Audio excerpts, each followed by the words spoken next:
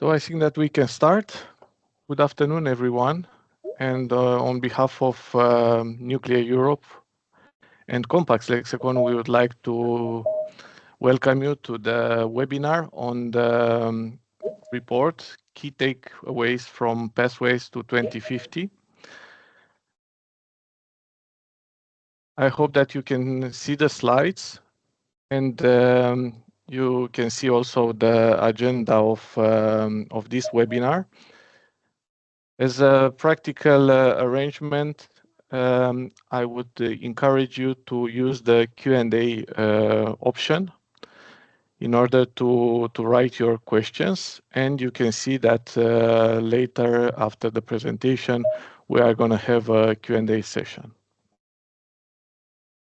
Without any further delay, and leaving my colleagues to admit the people in the meeting, I will give the floor to Nucleareurope Director General, Mr. Yves de Bazet, for the introductory remarks. Yves, please, the floor is yours. Yeah, thank you very much, Andre. Welcome to all to this webinar where we're going to explain a bit the conclusions, the outcome of the study that was commissioned with Compass Lexecon.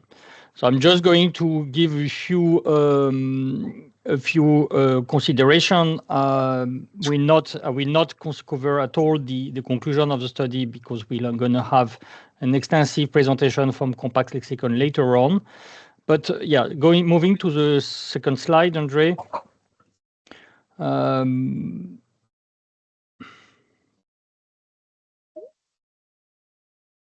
Yeah, so this is in a way our business card and a reminder of the size of nuclear sector in Europe today.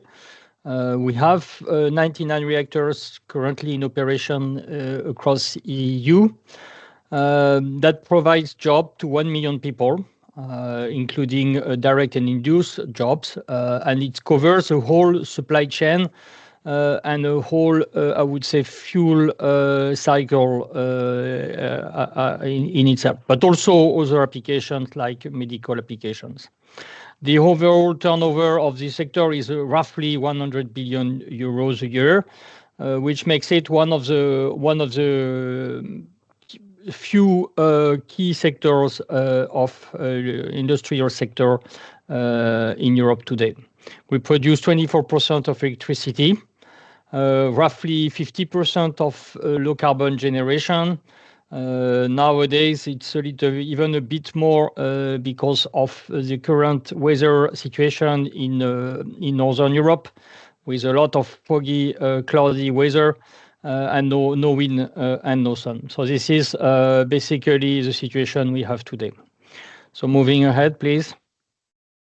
Yeah, and this also reminds, those are the statistics from last year, that nuclear today is still in terms of share of generation is still the highest share of the total, and then comes wind and gas, but nuclear is still pretty high despite some phasing out in some countries. So this is a picture we have today. If we move ahead, and then I think it's important also to remind a bit. So this picture is a bit outdated because it was produced by the Commission a few years ago in the frame of the reflection that took place at that time for the 2030 midterm targets. Just to remind, 2020 the objective was 2020-20. Easy to remind, very appealing for decision makers and politicians. But situation in 2030 objective is a bit more complex in terms of numbers. And just to remind also that 2050 objective is clearly to get to net zero. And I think this is where we are aiming at, and the importance also of that sort of study we're going to be presented to you today, because we believe at Nucleareurope that there is no real serious scenario, credible scenario for that term of 2050 if you don't include nuclear as a solution.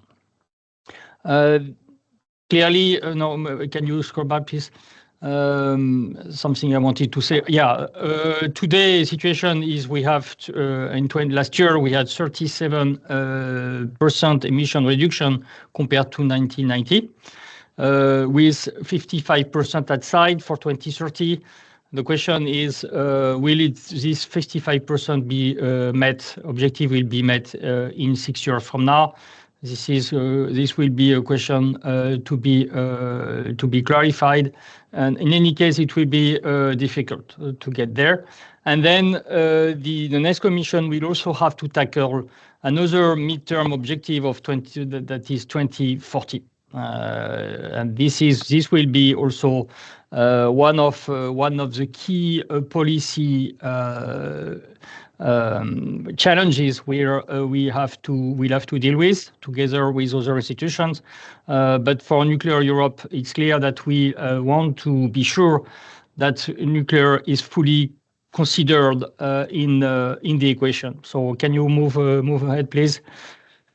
And then this picture illustrates the situation we have today across different scenarios. And I think it's important just to start with the right-hand side and not getting into too much detail, because those are scenarios arising from different staff working document of the Commission produced over the last years.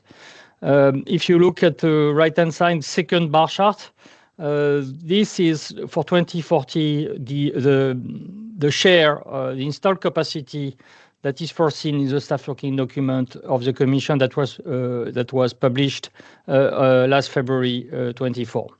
So it's 71 gigawatt installed capacity to be compared to the 99 we have today. It's pretty low, to be honest, and we don't believe this scenario as really I would say the route we think should be taken. Maybe one thing also to be considered here is the green bar chart, which shows currently what we have in terms of national energy and climate plans. We have 120 gigawatt that all countries want to develop. Is still a bit lower than 150 that the member states are committed to get, but it's pretty much more than 71. And on this 120, it's also to be borne in mind the fact that many national energy climate plans remain to be published today. So they are not all of them available yet. So can you move on, please? Yeah, and this is a figure I was mentioning. 150 gigawatt installed capacity is a figure that member states of the Nuclear Alliance are committed to aim at for 2050. So it somehow gives an overall objective, and this objective we have worked on with Compass Lexecon and developed, and it identified as what it would entail in terms of benefits for Europe. So can you move on, please? And here I will stop my presentation, my short introduction, but by reminding as well that we have had a long collaboration with Compass Lexecon. So it's a third edition of the Pathways. The first was in 2018. That was published in the frame of the communication of the Commission that was called Clean Planet for All, where nuclear was clearly highlighted as part of the solution together along with renewables to address long-term decarbonization objectives. Then there had been another update in 21, and this update is what we're going to discuss now. And then I'm going to give the floor to André back. Thank you very much, Yves. Following the agenda, I will now give the floor to the Compass Lexecon representatives. And if you can share your slides, please. Thank you very much.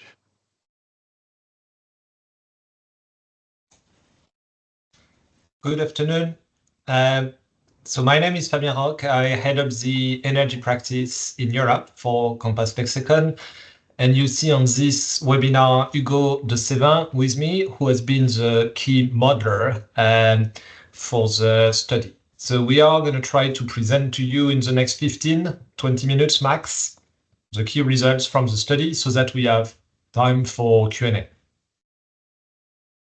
So let's start perhaps with a bit of context and background on the next slides.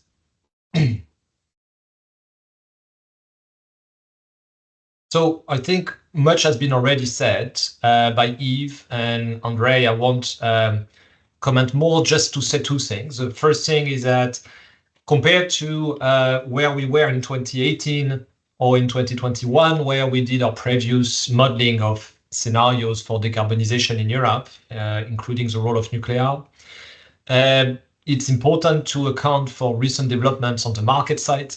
We have had a major energy crisis, so this has an impact on the assumptions for fuel prices. We have had also some important policy developments with REPowerEU and the following ones. And we have updated all of our assumptions to reflect that. We have also, and that's the second thing that I wanted to highlight, considered the broader contribution of the nuclear sector, for instance, to the heat decarbonization, not just to electricity decarbonization, and also the potential role of SMRs, small modular reactors, in the transition beyond the very important role, of course, of LTOs, lifetime extensions, and new build of large-scale nuclear. So that's the context. If we go to the next slide, just to highlight that we obviously are modeling the evolution of the system and trying to derive KPIs, key indicators, on three dimensions. The usual dimensions of the policy trilemma in Europe: decarbonization, security of supply, and competitiveness, so the cost. So this is the objective of study. And going to the next slide, we can tell you a little bit more about the three scenarios that we have assumed. So to make it simple, we have a 100 gigawatt scenario assumption in 2050. This is reflective more or less of business as usual on capacity development. We have 150 gigawatts as a second scenario, which would reflect a more ambitious set of policies and targets at the EU level to both extend the life of existing units and deliver new build in time for 2050. And then we have the 200 gigawatt scenario. So this would be a change in paradigm, giving a central place to nuclear in the transition to net zero. So three scenarios. And then across these three scenarios, we have a set of common assumptions. First, the power demand. So this is based on the ENTSO-E TYNDP 24 scenario, distributed energy. So we've tried generally to use as updated and as objective set of assumptions as possible. So you see for power demand, I'll come back to it in a minute, but we rely on ENTSO-E. For the commodity prices, we rely on the International Energy Agency World Energy Outlook. And for the evolution of the costs of different technologies, we rely on the European Commission Technology Pathways 2024 edition, the most recent one. So these are the assumptions on the CapEx and OpEx of the different technologies that feed into our model. So these are the common assumptions. They are the same across the three scenarios. Then what does vary in the three scenarios? Well, obviously, the renewables installed capacity will change because we need more or less, depending on how much nuclear is built. So for 2030, we don't vary much because this is based on the TYNDP projections, and we assume this is a short term. So there is no big policy change, and these projects are already under development for 2030. Beyond that, this is where the model will optimize based on the policy targets for nuclear and renewables. So there is differentiation between scenarios. Similarly, the flexible resources, both thermal and batteries, as well as demand response, will be optimized by the model to make sure we maintain security of supply and minimize cost of the system. And similarly, what varies across scenarios, and we will do a little bit more on that later on, is hydrogen, clean hydrogen production and demand. So this is the overview, and let me perhaps now turn to the key results of the study. I will give you first an overview. So this is the executive summary in one slide. It's a bit dense, but in one slide we have the three main messages. And then we will walk you through the detailed modeling results. So the simple story is that if you compare the scenario with 150 gigawatt or 200 gigawatt even, compared to the 100 gigawatt, this is leading to achieving in an easier way and safer way and cost-efficient way the EU decarbonisation objectives. Why? Because, well, first, nuclear power contributes to system flexibility and is actually complementary to renewables and other flexible resources such as storage. For instance, in the 150 gigawatt scenario compared to the 100 gigawatt scenario, the 50 gigawatt of additional nuclear capacity provides the equivalent of more or less 100 gigawatt of storage capacity. So that is a big figure indeed. Second message, additional nuclear contributes to reducing further gas imports, and therefore is a response to the import dependencies that has affected Europe for a long time. For instance, an additional 50 gigawatts of nuclear capacity would save roughly 180 BCM, billion cubic meters of gas consumption. And that is roughly 37% reduction. So more than a third of EU's power sector gas consumption. On top of that, there are emissions reductions. So another 50 gigawatt of nuclear on top of the 100 would reduce CO2 emissions by 430 million tons, which again is more than a third, 35% reduction. And finally, how much does it cost? Well, it depends if you consider the full system cost over the time horizon. But if you do that, including in particular network and balancing costs, then we find that an additional 50 gigawatt of nuclear compared to 100 would actually lead to reduction of total system costs by 310 billion euros undiscounted over the period. So these are the main messages. And what I said in the introduction is that we have gone beyond previous studies. We have also looked at the impact on heat and hydrogen. So let me just say a few words on that. What we find is that this additional nuclear capacity could also work hand in hand with renewables. So instead of competing with renewables, we could do both. And what that would be used for, the additional clean electricity production, it could be used to reduce hydrogen imports from outside of Europe. Because if you look at the decarbonisation scenarios of many member states, they rely on clean hydrogen imports from third countries beyond Europe. And therefore, you don't have to reduce renewables if you want.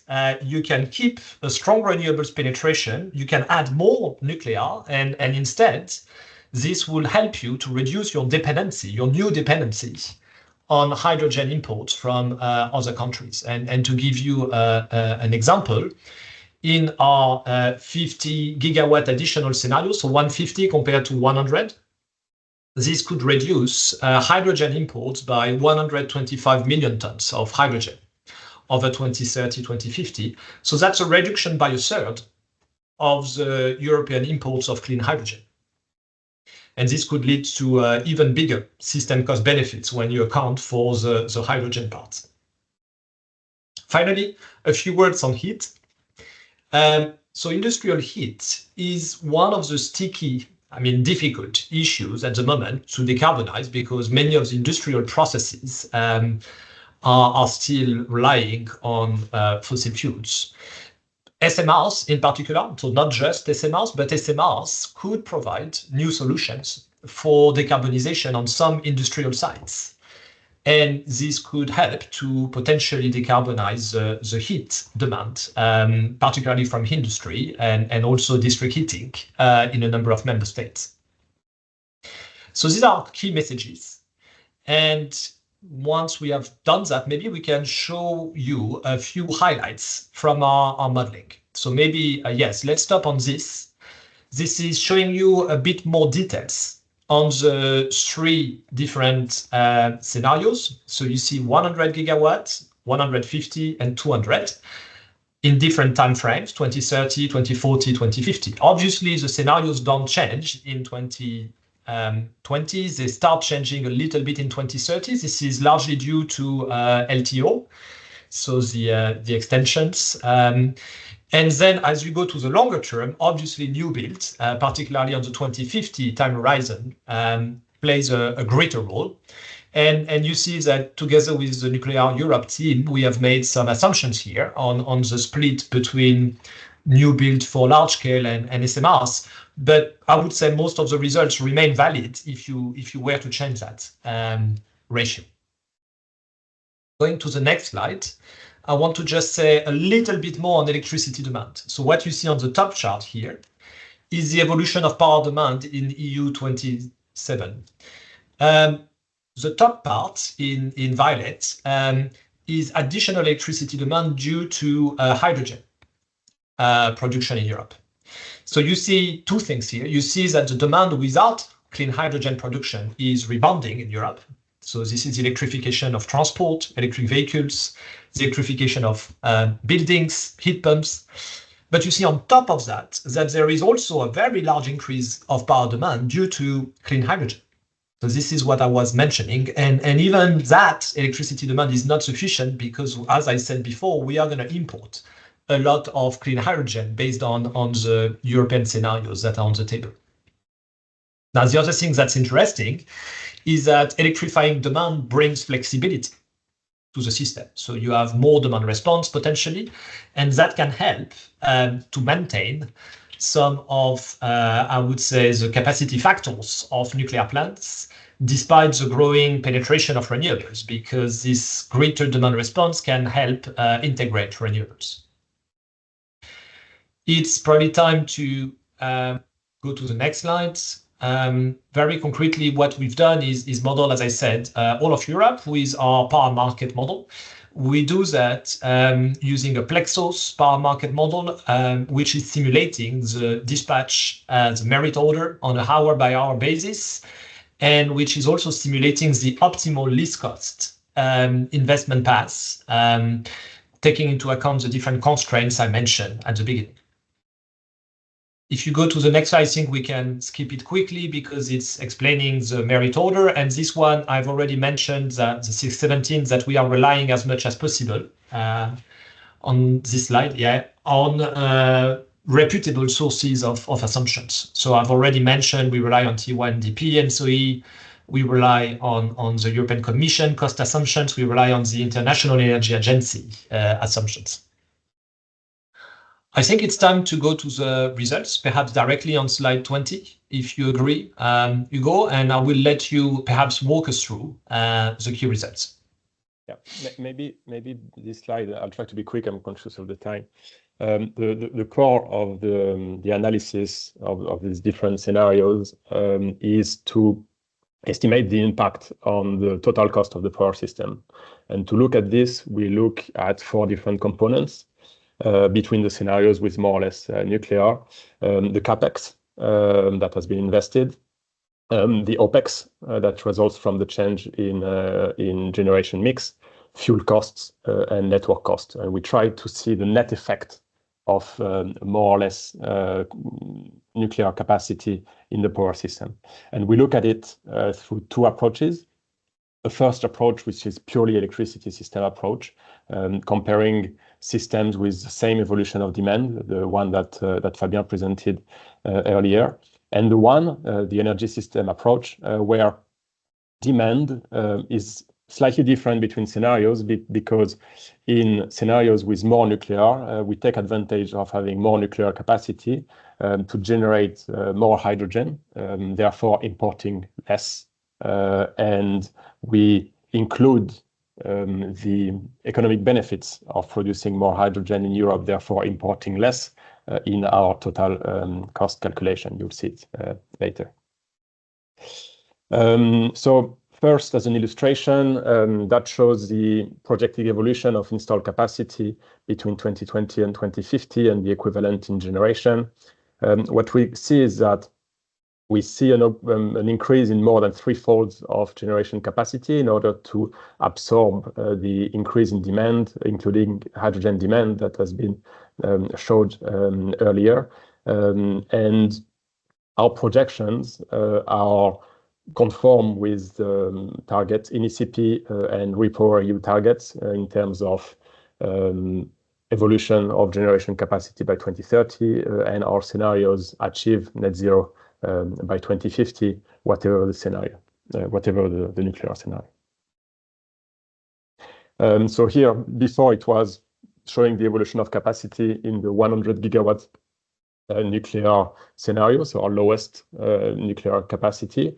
And here is shown the evolution of generation of installed capacity between scenarios. So unsurprisingly, what we see is that there is a need of less generation capacity, renewable and flexible capacity scenario with more nuclear, because nuclear decreases the need from other decarbonized generation technologies such as renewables and flexible technologies, that because it brings enough flexibility, it brings some flexibility in order to integrate renewable into the power system. So less installed capacity in scenarios with a higher level of nuclear.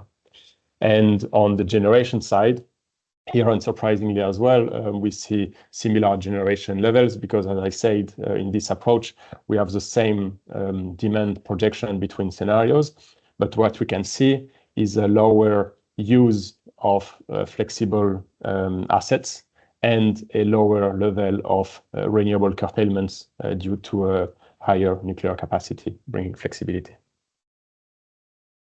I'm progressing. What we are showing here is an illustration of the year 2050, of generation in the year 2050, in winter and in summer. We're starting in winter. This is the month of February 2050 in the scenario 200 gigawatt.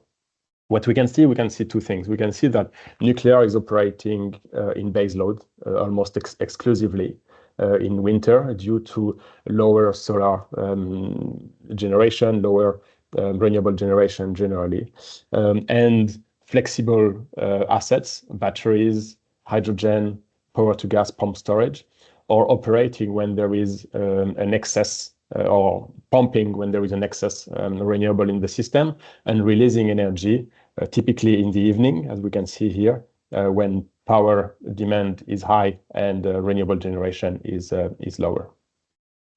In summer now, and in this example, we show the months of July 2050.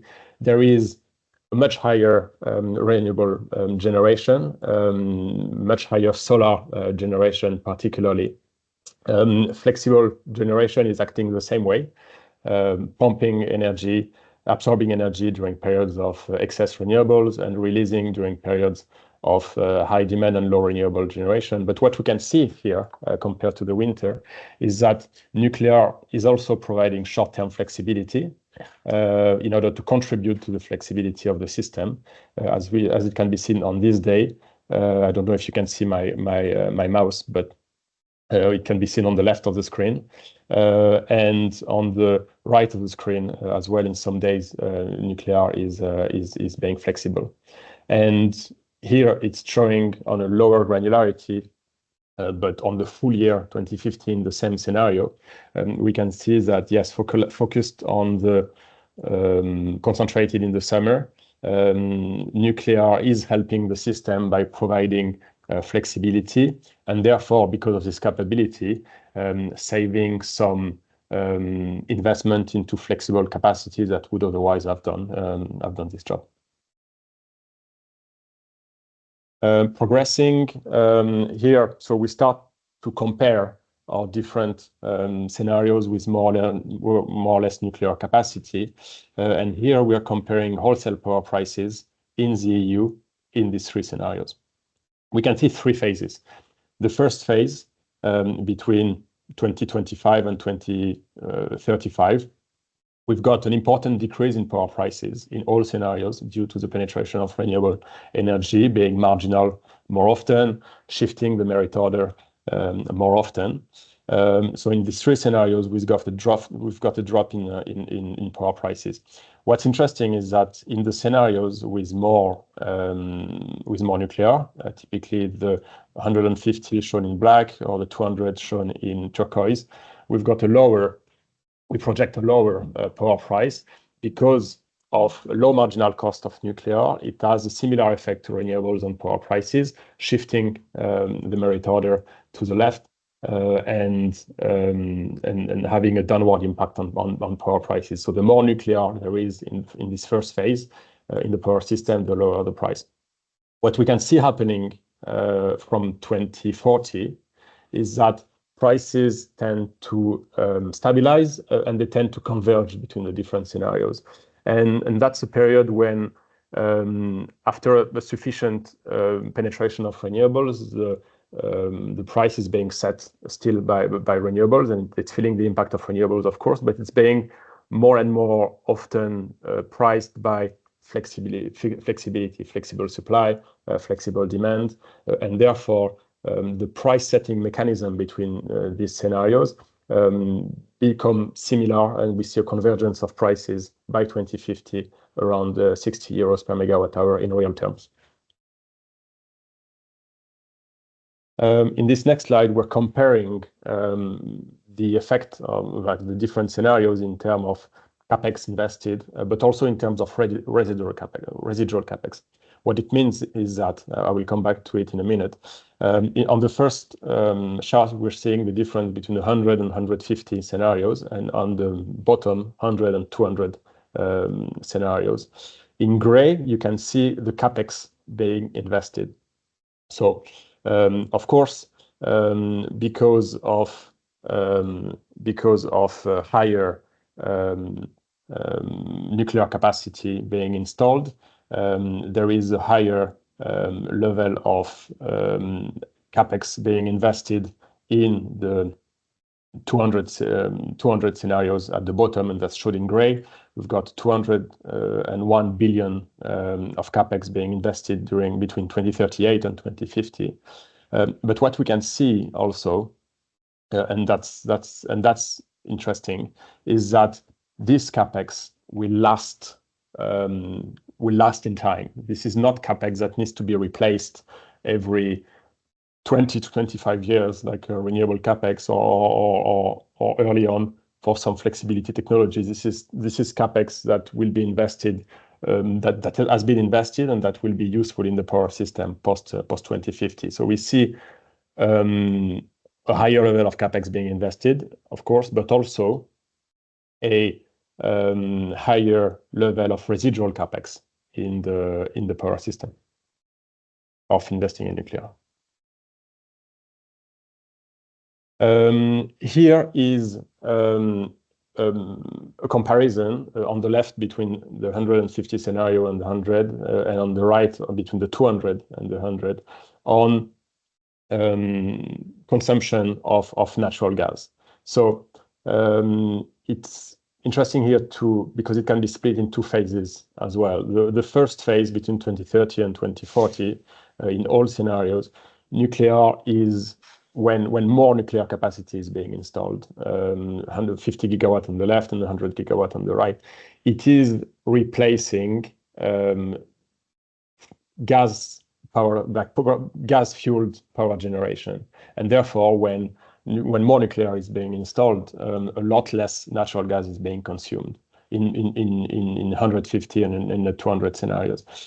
Post 2040, it's different because even in the base scenario, in the 100 scenario, most of the power generation post 2040 is being generated from renewables and flexible solutions, and therefore more nuclear here has less impact on the consumption of nuclear or on natural gas, even though it has some effect.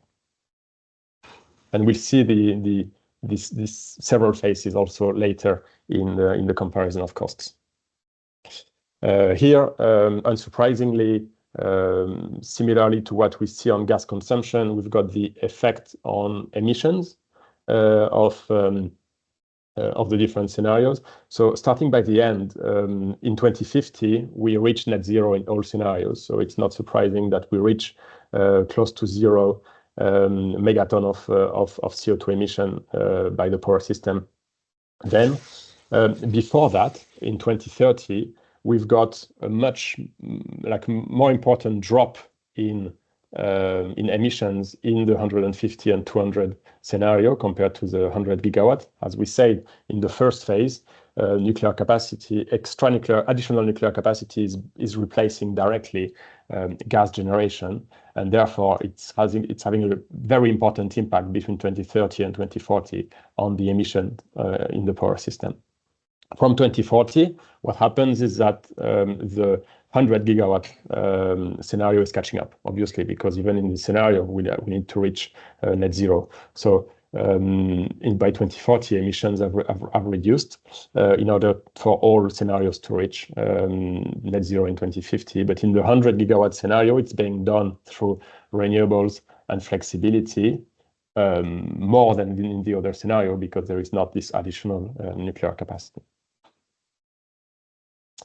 So finally, these are the main results of our study. This in the first approach electricity system. And similarly to the other results, on the top is the difference between 150 and 100 scenarios, and at the bottom between 200 and 100. The shape of the chart is the same with a different intensity. What we can see is that in the first phase, 2030 to 2040, the nuclear capacity is replacing, as we said, mainly gas generation. So what we can see is that the main impact on total system cost is a saving. Positive is savings, and negative is higher costs. So the 50 gigawatt more nuclear capacity is saving an important amount in fuel costs, despite extra cost in OPEX, because nuclear capacity is being characterized with higher OPEX than the equivalent in this case.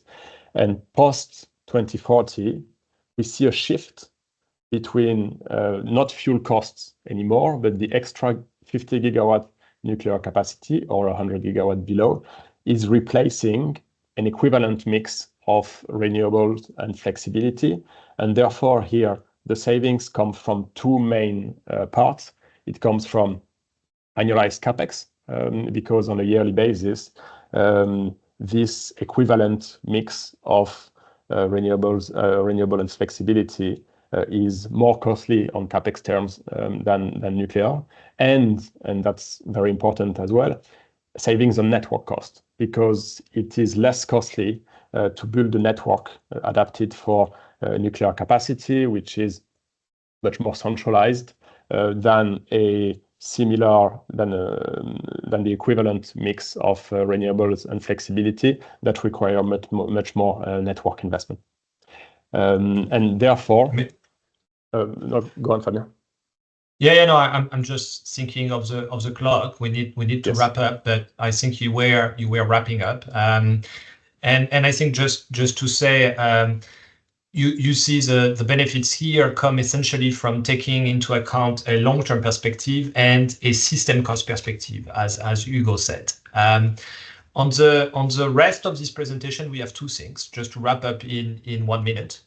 The first thing we have, as Hugo told you, is that we've done the modeling, if you go to the next slide, with a different perspective, which is to focus on the heat and hydrogen. So I won't go through all of the slides. We don't have time, but just a very simple message. If you include the hydrogen part, we have an even bigger contribution of nuclear to the European objectives, because it is potentially saving more, both in terms of emissions, in terms of imports of clean hydrogen, and in terms of costs. And then if we go to the next section, I just want to cover in perhaps 20 seconds the heat question. So yeah, this is a good slide to start, the one before on industrial heat, the first one, just to remind everybody that there are different applications possible to decarbonize heat. We've looked at different industries: the chemical industry, paper and pulp, metals, food, and other non-mineral industries. And by 2050, just to give you a figure, projected heat demand for these industries only is greater than 1,200 terawatt hours. Now, remember that these industries have been selected to have heat requirements which are compatible with nuclear. So essentially low to medium heat temperatures. Some of them are below 200 degrees, some of them higher, but still they are to some extent compatible with nuclear. And the conclusion of that, we've done a market sizing exercise applied to SMR. You can go to the slides, and we estimated that there is a very substantial market, an addressable market which is greater than 877 terawatt hours of heat addressable by SMR in Europe. So that is the equivalent of roughly 133 gigawatt of SMR units, just for the addressable market on the industry heat decarbonization. So that's just a figure, but I wanted to leave you with that. And I think we can wrap up and stop here to make sure we have sufficient time for discussion. So thank you very much for your attention, and back to you, Andrei. Thank you very much, both Fabien and Ugo. Excellent takeaways coming from your report. I will now jump directly, very quickly to my slide deck. I don't know if you can see it. Yeah, so I hope that you can see the slide. You already presented in details the outcomes of the report. Now I would like to say some words about our takeaways for the discussions with the different stakeholders, relying on the detailed data that was modeled already in your report. I would like first to say some words about the energy trilemma and the potential impact of nuclear. Nuclear can how to say, positively impact all three pillars of this energy trilemma. So you mentioned already decarbonization and sustainability, but also security of supply and affordability and competitiveness. And one very important aspect is that you cannot go on one way, like for example decarbonization, without taking into account the other. So it should be equally treated and taken into account. And I think that this report is showing very well how nuclear is impacting these three pillars. And I would go very quickly through the benefits, mentioning here that among the three scenarios, we focus on the middle one, on the 150 gigawatt, the so-called nuclear alliance. You saw in the slides of Yves that the nuclear alliance of the EU member states were looking at this scenario, and I think that it's very important to pursue and to see the results of where we are going to get if we are going to reach that installed capacity. So decarbonization. The first one, we took the big figure of saving of around 430 million tons. Faster decarbonization. The figure was already presented. Then I will go to the affordability, to the costs. So with 150 gigawatt scenario, nuclear will save around almost 400 billion on energy system costs. But it will also have an impact on the electricity prices and savings in the infrastructure. And here about the prices, just to summarize one of your slides, we can see that in the different scenarios, 150 and 200 gigawatt scenarios, comparing with the 100, we have a decrease of the energy prices both in 2030 and 2050.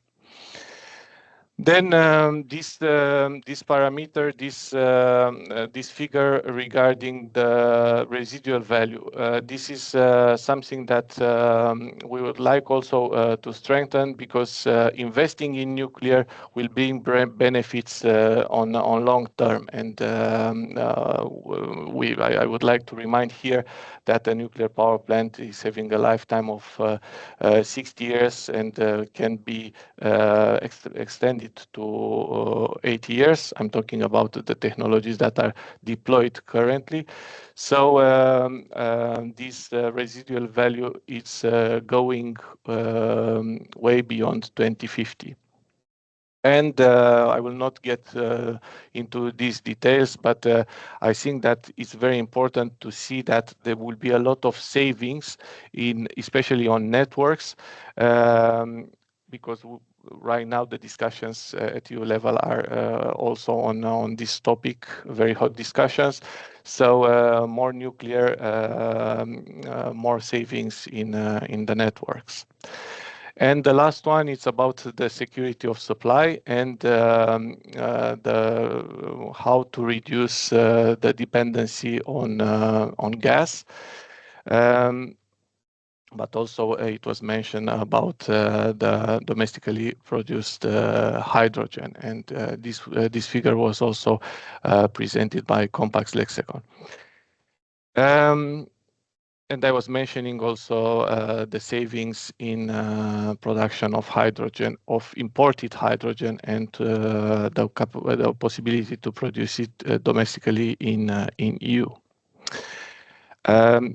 Also the cost related to hydrogen, but not going much into details. In a nutshell, you have here the summary of the main figures regarding the benefits of nuclear. You also mentioned the heat potential, and I will not get also very much into details, because you already was mentioning these industries that can benefit from heat produced by nuclear. SMR opportunity, maybe here just to mention that the decarbonized heat that is needed might be produced with an equivalent of 130 gigawatt of installed SMR capacity, which is a very large number. I will go to the key conclusions. So nuclear responding to the energy trilemma will also lead to a greater industrial competitiveness in the EU. Also a very hot topic on the discussions also for the next Commission.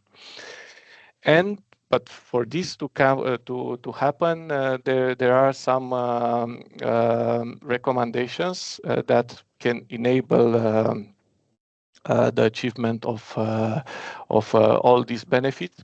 And Among them, we have some recommendations for the industry. First of all, strong project management and implementation of lesson learned of previous implemented projects, but also solid partnership across the supply chain and attract more young people and to scale up the skilled workforce.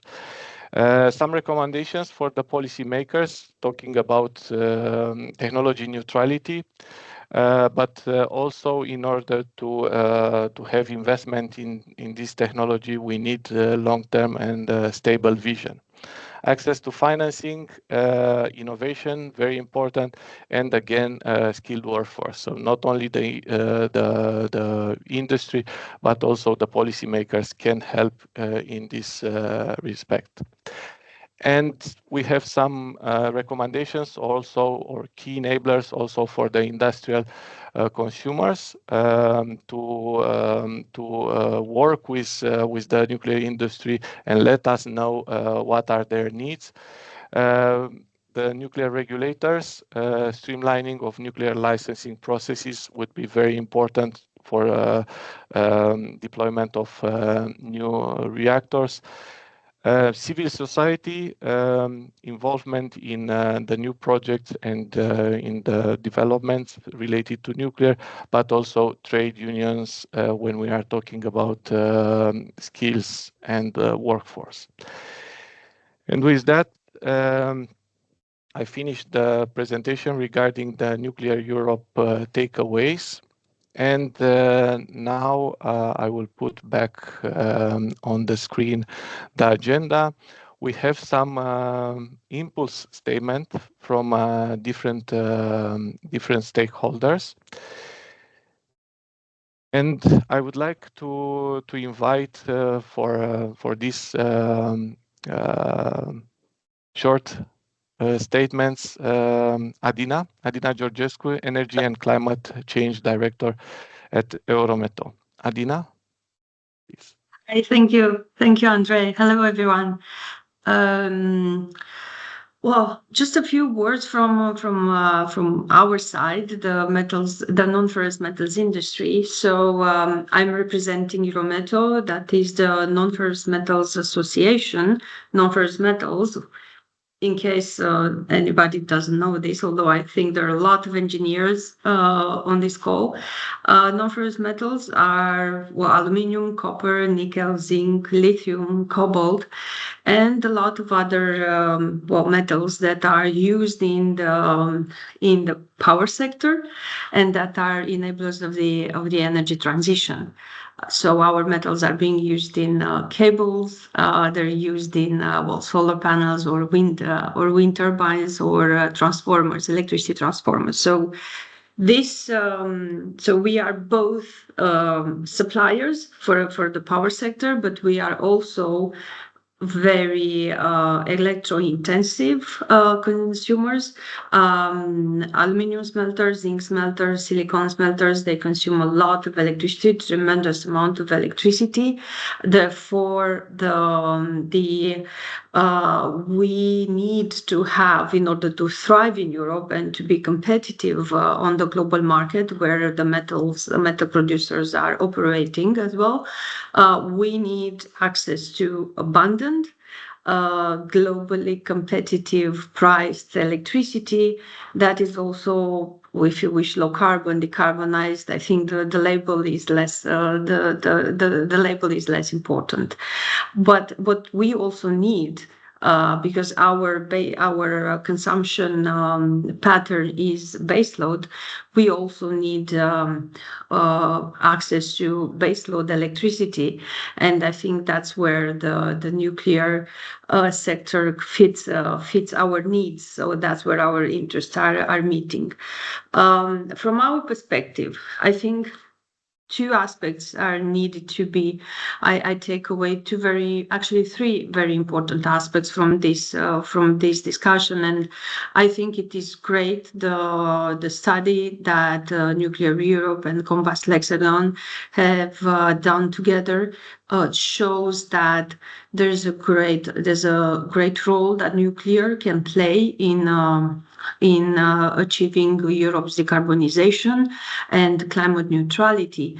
And it actually points to the fact, the first aspect that I want to underline is the technology neutrality, but a real and truthful technology neutrality that goes beyond just the political messaging, that it actually translates into measures that are not discriminating again between energy sources.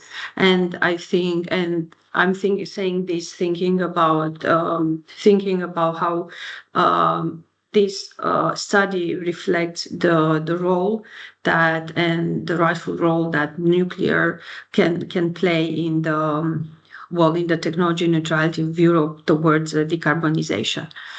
So that would be one first comment, and then the second one is related to the fact that the very good point made by the study related to the security of supply, and I will go beyond security of supply on related to energy, which is where nuclear contributes extensively, but security of supply in a larger sense, and having security of energy supply in Europe, achieving this goal would also translate into security of supply when it comes to the raw materials or to the metals that are needed for the energy transition, and also for ensuring the global competitiveness of Europe. So again, this study comes at the right moment and at the right discussions in Brussels at the European level related to the competitiveness of industry. Music to our ears as consumers, being at the end of the electricity line. Costs are extremely important. They are the make or break of the non-ferrous metals industry, and we have seen the effect of painful effect of the high energy prices that they had on the non-ferrous metals industry, where half of the aluminium and zinc production in Europe have been wiped off, and 60% of the silicon production. So music to our ears when it comes to whether a study reflected related to the reduction on the system costs, on the overall system costs of the energy transition, lower system costs as nuclear provides more stability, baseload production to the grid. So I'm aware of the time, so I will stop here, but just thank you again, Nucleareurope and Compass Lexecon for the good study that is showing that nuclear can bring a great contribution to decarbonizing Europe. Thank you. Thank you very much, Adina. We have some questions, but I would prefer to post it, even if it's maybe for you to post it later on during the Q&A session. I hope that you can stay with us for that. Now I will go to the second impulse statement coming from Hans Kortweg, Managing Director at Cogen Europe. Hans, please. Thank you, Andre, and thank you to Nucleareurope for the invitation. I must admit, I listened intently to the presentations and the high-level results from your reports. Very interesting. I must admit, I haven't had an opportunity to go into the details, so I'll focus on what I've heard and what I know, specifically to kick things off.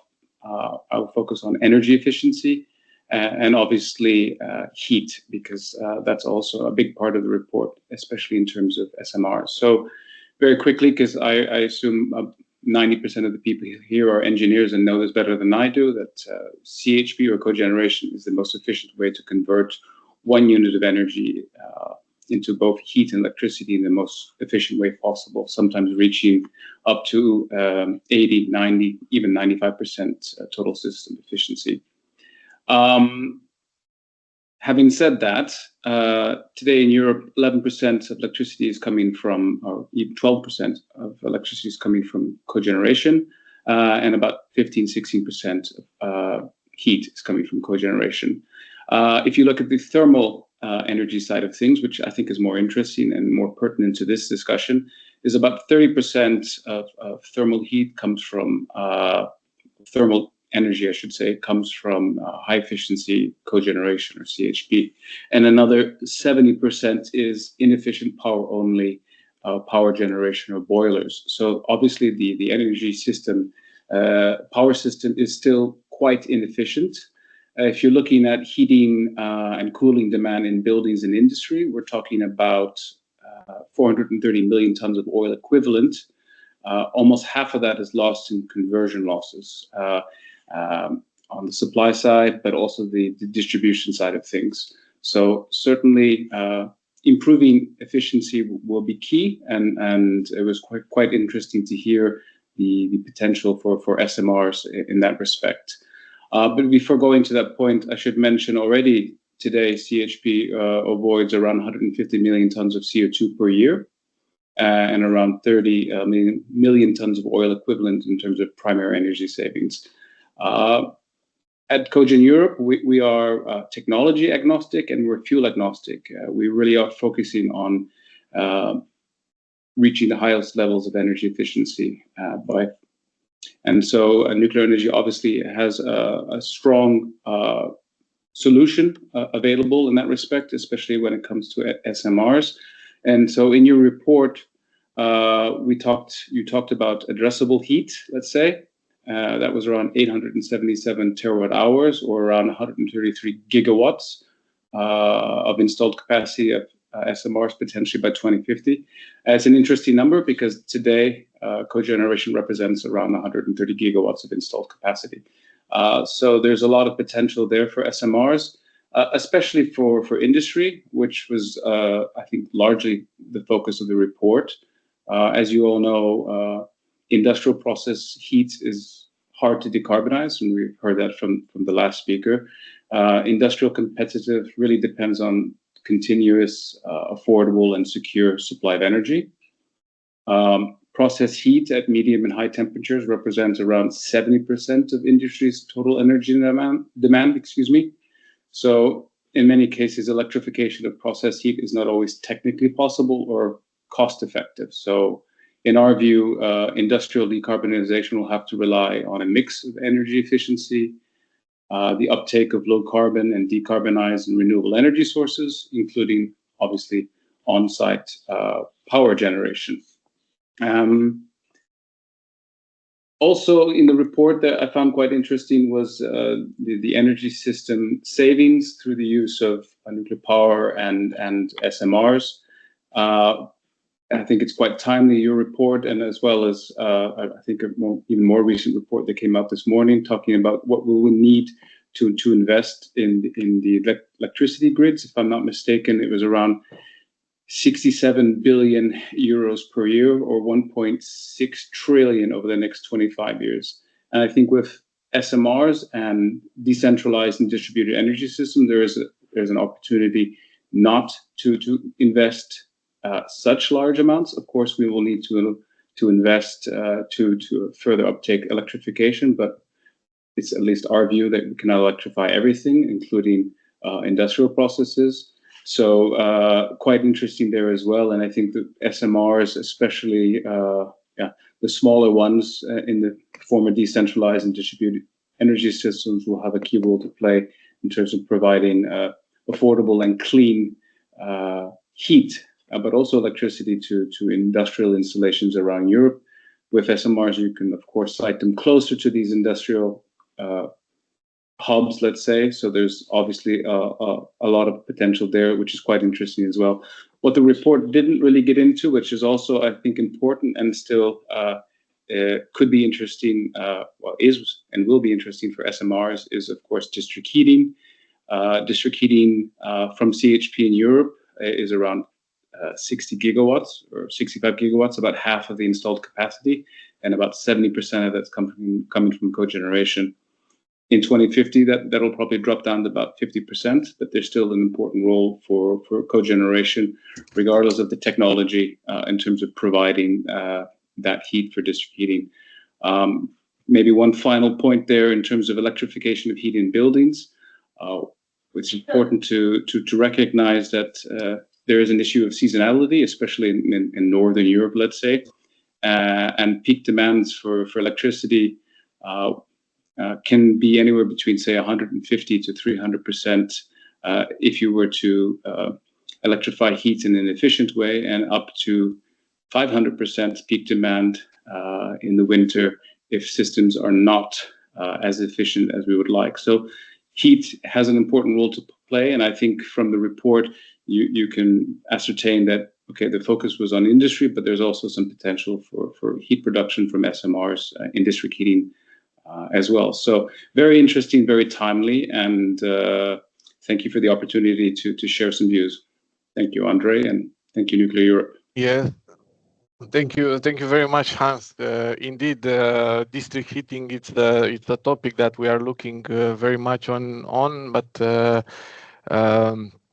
and yeah, it might be the case for a later study. Now we will go to the next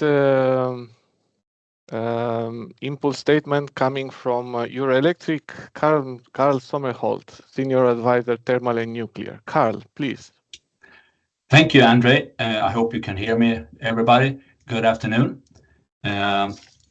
Congratulations first to Nucleareurope and Compass Lexecon to this very interesting report. Haven't digested all of it yet, but want to comment on a couple of aspects of it that I think in thematically also coincides with a position paper on nuclear, both SMRs and large nuclear reactors that Eurelectric hopefully will publish mid next week.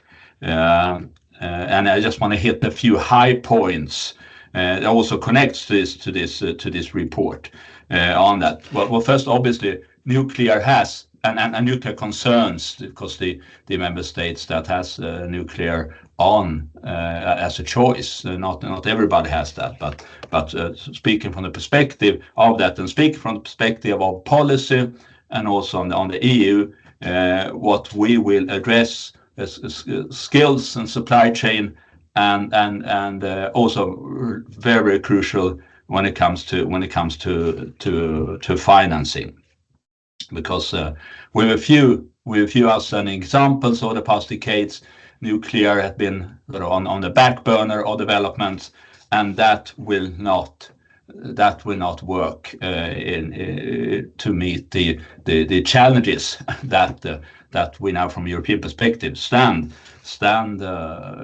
before when it comes to secure supply, it comes to climate and industry competitiveness in that combination.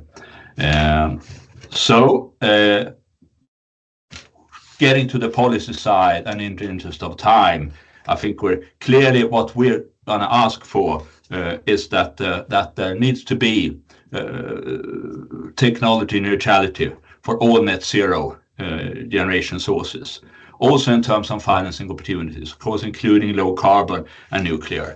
And that's a must to reflect the role of nuclear energy in the transition and for competitiveness.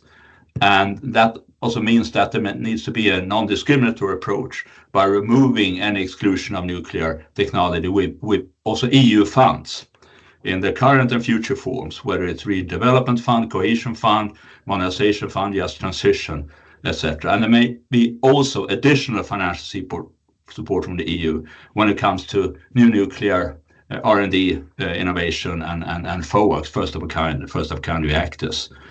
So that's some of the position we want to take. Would certainly support the role of nuclear as a low carbon contribution now and in the future, and coming up against 2050, which is not really that far away.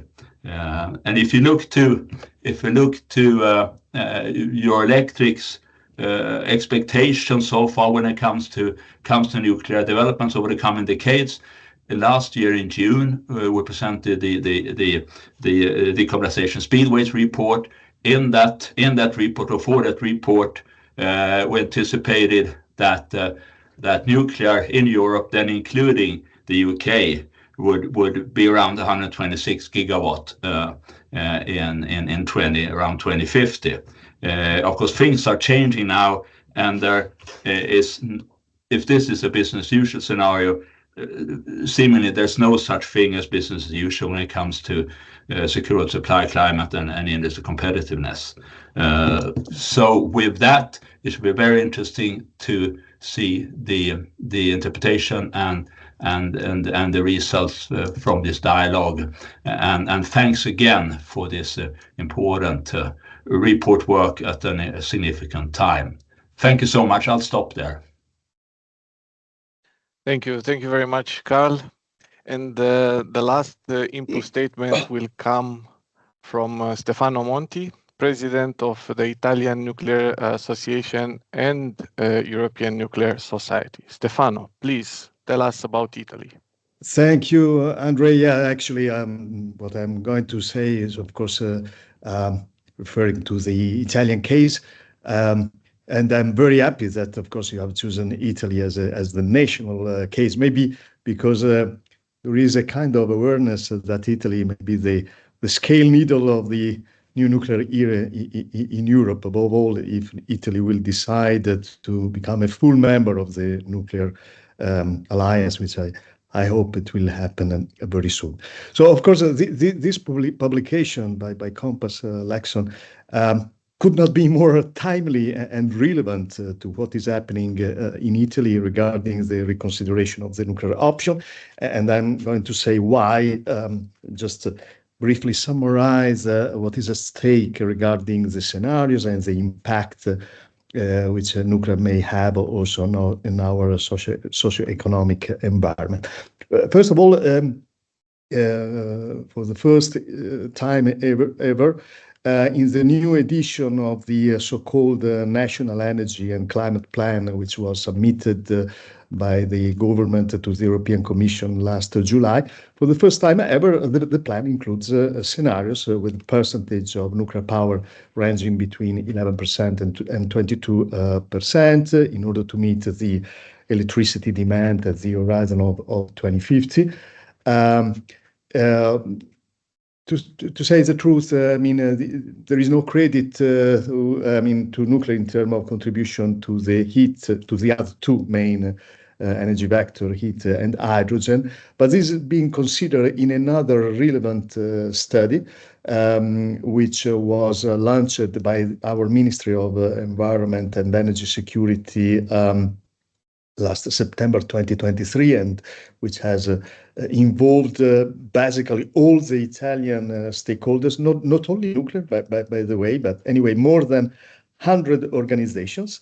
And also this study elaborates on a number of scenarios and consideration on socioeconomic impact of including nuclear in the national energy mix. And then there is this so-called European House Ambrosetti study, which has been carried out very recently in collaboration with Edison and Ansaldo Nucleare. And even in this case, I mean, dozens of national experts have been interviewed and involved in the study, which at least you may find at least an executive summary on the web. The study is titled "The New Nuclear Power in Italy for Cities and Businesses." And here, let me mention briefly one of the main outcome of the study. That it shows how the adoption of new nuclear technologies brings macroeconomic benefits to the country, with direct and indirect, let's say, benefits, and also creating jobs and generating positive impacts on the territory. According to this study, just to give you some figure, considering indirect and induced benefits. Investing in new nuclear could enable an overall economic impact for the country exceeding 50 billion euros, which is 2.5% of the current Italian GDP, and creates up to 117,000 new jobs by 2050. So you see, these numbers are more or less consistent with these. And finally, Confindustria, which is our main association of manufacturing and service companies in Italy, it brings together 150,000 companies of all sizes and represent more than 5 million people. Also, Confindustria has put together a steering committee with the goal to investigate the use of SMR in Italy. And again, also the focus of this new study, which should be available, should be published in the first semester of 2025. Again, the focus is on industrial needs and socio-economic impact. So, as you can see, in this moment, we are really carrying out at national level more or less the same type of analysis that you have carried out at EU level.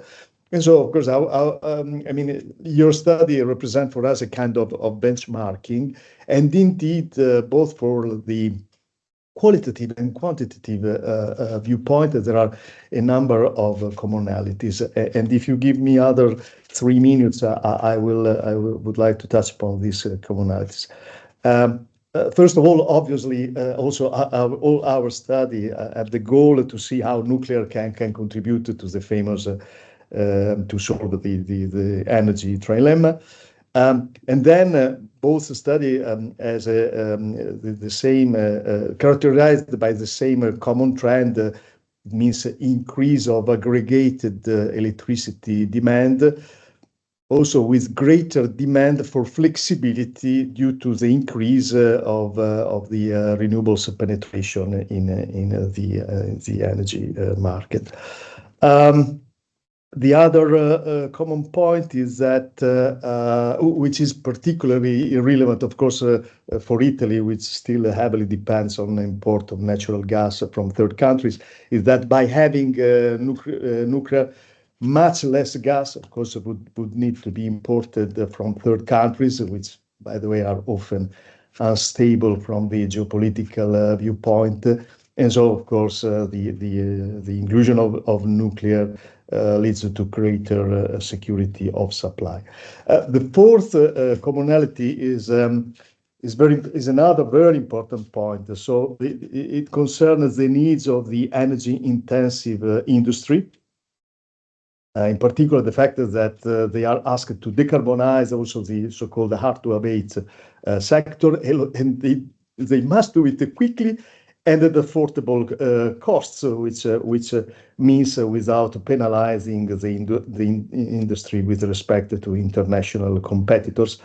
And our energy-intensive industry has been very clear on this point, even in front of the Parliament, that the goal they are requested to achieve is impossible to achieve using only renewable energy sources, and there is the need to complement the rest with a CO2-free base load energy, and there is no other alternative than nuclear. And finally, point is that even as association, we have raised in our position paper more than 1 year ago the question of the system cost. Right? I mean, I've seen that also in public debate. People supporting only, transition with the renewables try to hide this point, but it's a very important one. Also, our analysis showed that system cost dramatically increase with renewables penetration in the energy mix. Instead, if we couple renewables with nuclear, this allows to save dozens of billions just in costs related to distribution and dispatchment. But there are also, and I conclude with that, some points of your study which deserve some attention, some consideration in our country. For instance, the fact that you have just showed, you, Andrei, that looking beyond 2050, given that nuclear has a much longer life than renewables, potentially 80 years or even more. This means that under a higher nuclear scenarios, the residual asset value will be much greater. And this is something which we have to raise to the attention of our policymakers. And then there is the story of hydrogen. As I said, we still have to elaborate a little bit more about the advantage of introducing nuclear hydrogen production. Italy is very committed. There is big expectation from hydrogen in Italy, maybe even exaggerated. And so something that for sure we needed to investigate better also on the basis of your analysis and consideration how nuclear hydrogen can contribute again to reduce the overall cost of the energy system. Thank you very much, Stefano. Very good outcomes or news. So in conclusion, just to congratulations for the study. Very welcome, and thank you, of course. Please use it, and yes, you have also the possibility to get in contact with the Compass Lexecon team. Thank you very much. I'm aware about the time, and we have quite a lot of questions in our Q&A section. I will refer mainly to the ones who are asking directly. It's about the study and about the related or addressed to the people who are speaking. And if we don't have time to respond to all of them, we will come back later with a message to try to respond to them. So we have one question for Compass Lexecon. Somebody missed the question, the information about the capex and opex costs assumptions for nuclear. We in the report is mentioned the technology pathways, European Commission 2024. I don't know if Hugo wants to say, but we can also respond to that one. Yeah, that's correct. All capex assumption has been taken from the technology pathway from the European Commission, published in February 2024. Yeah, and this report is the technology pathway is part of the 2040 climate targets. So absolutely, it's the staff working document, and you can find it together with that. I have also a question where I think Yves can respond. The next energy commissioner is nuclear skeptic. How do you get this very strong message to him and his team? Is the presentation planned? You are on mute. Somehow we cannot hear you. No, I can hear you. Okay, no, yeah. Can you hear me now? Yes. Okay, sorry. No, I think it's in general, the question was also what do we intend to do in term of advocacy for this report. So yes, the plan is to meet a few officials, decision makers of the different institutions and disseminate the message. Deliver presentations. I see there are a few commission representatives in this webinar, but we are going to expand to many more participants the presentation of the report and pass the message. But it's not easy to get a message on nuclear through. But this is part of the job. So we'll ensure that this is done over the next weeks and months. Obviously, we're also waiting for the new commissioners to formally take office. before getting to their cabinets and making presentations to them. Thank you, Yves. Now we have one question for Eurometaux. So there are some targets to reach around 90% share of renewables in the energy mix. Do you really think that is feasible, and how would this impact your industry? I think the answer is exactly in the question itself, is the energy mix. And I think the cost efficiency should be what drives the choices regarding the energy mix.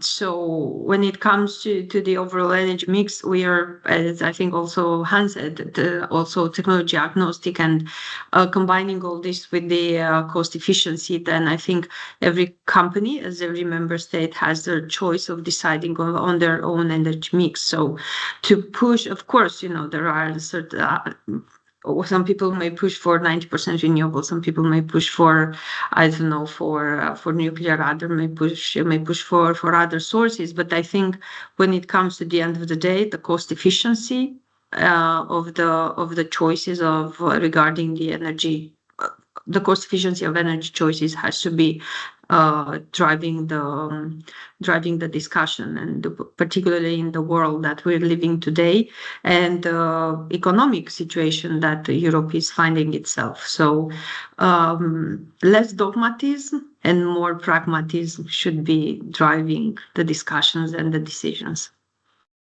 Thank you very much, Adina. Now coming back to Compass Lexecon, and somebody is mentioning the data centers and artificial intelligence applications and the recent announcements by Google, Amazon, Microsoft regarding this. What additional comments can you provide out of this study or your report conclusions? What do you think about it? So the demand assumption that this is a question about demand assumptions, basically. Yes, but also, in particular for the data centers and the artificial intelligence. Please. I can comment on that. You've seen when we presented that we have a strong demand growth in the electricity sector, which is due to electrification of end uses. And some of that is indeed the digitalization of the economy. So data centers in some countries, and in fact in Europe, represent part of that growth. So it is definitely factored in our outlook and in our modeling. On top of that, as you've seen, you have the hydrogen related, so indirect electrification demand that is also quite strong. But we agree that data centers and digitalization are a good part of the increase. Thank you very much, Fabien. I think that we can have time just to take one more question for Cogen. You already mentioned Hans, but I think that nuclear. What would be the role of nuclear that can play in decarbonizing hard-to-abate sectors, and the cooperation or complementarity with your field of? Certainly. Industrial heat, as I mentioned, is very hard to decarbonize, and electrification is not necessarily always the answer, at least cost effective. So we see cogeneration, and that can be in any form of technology. Since the focus is on nuclear energy today, I think SMRs have a strong potential in that respect. As I mentioned, they can be sited closer to industrial hubs.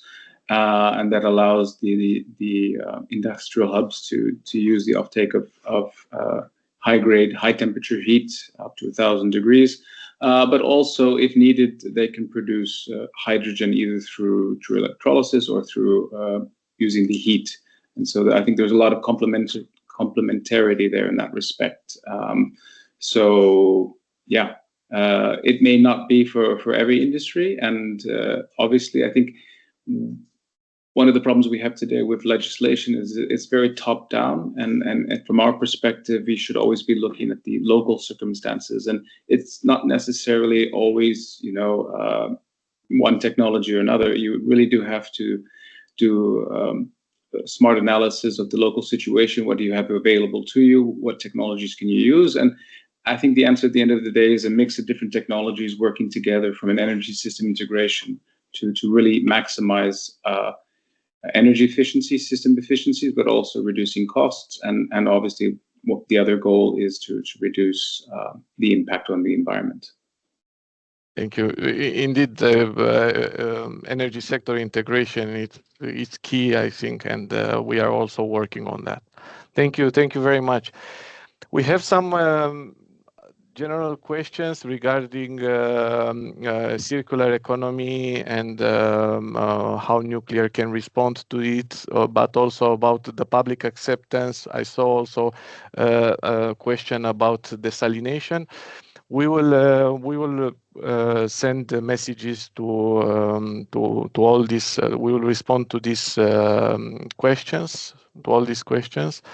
But now I'm aware that we are already over time with 1 minute, and I will give the floor to Yves for the final, for the closing remarks.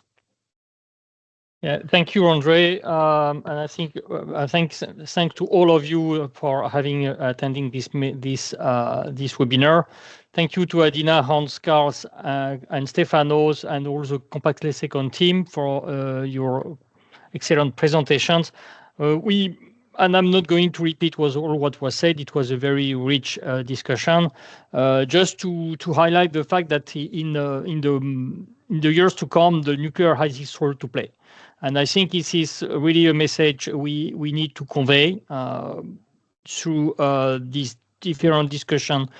If each of us have in the debates, I think it's not only because nuclear can obviously produce low carbon electricity, something which is well known for already a long time, but also its capacity to play a complementary role with renewables to produce some other energy sources like hydrogen, heat.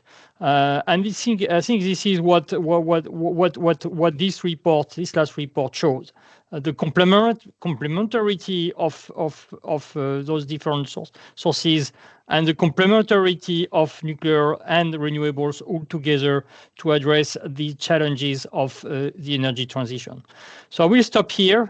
Thanks again for attending this webinar, and we'll reply to all the questions in due course, as Andre said. Thank you, and have a good day and weekend.